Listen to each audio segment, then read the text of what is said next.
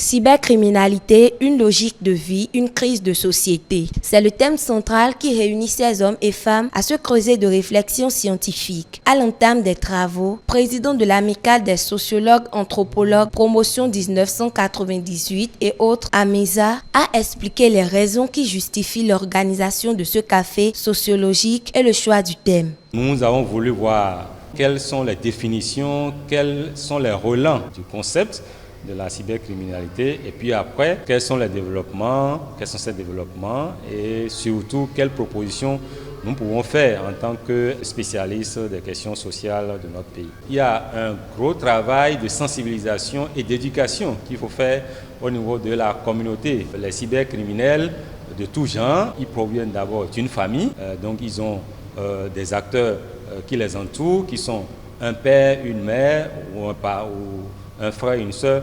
Donc, nous insistons sur la question de l'éducation familiale. Pour le professeur Kakaï, la cybercriminalité est un phénomène à la fois urbaine, rural et religieuse. Il interpelle le rôle des acteurs étatiques. C'est un concept polysémique difficile à saisir qui présente également plusieurs facettes. On peut supposer que la cybercriminalité est une logique religieuse, est une forme de religion à partir du moment où c'est une pratique, c'est un rite partagé par tous les acteurs de la société.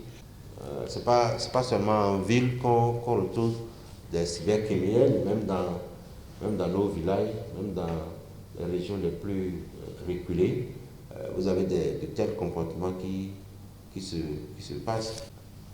Cela interpelle aujourd'hui le rôle de l'État, parce que c'est quand même un fait que nous avons laissé perdurer au Bénin.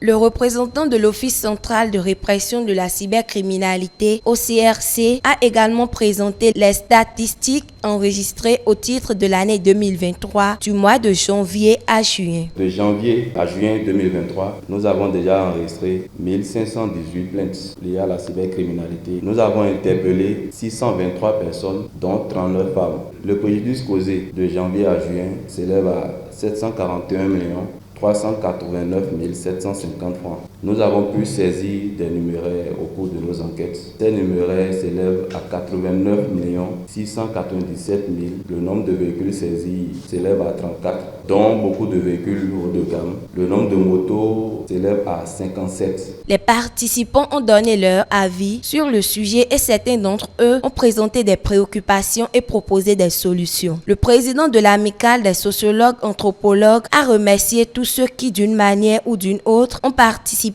à la réussite de l'événement qui a pris fin par une photo de famille.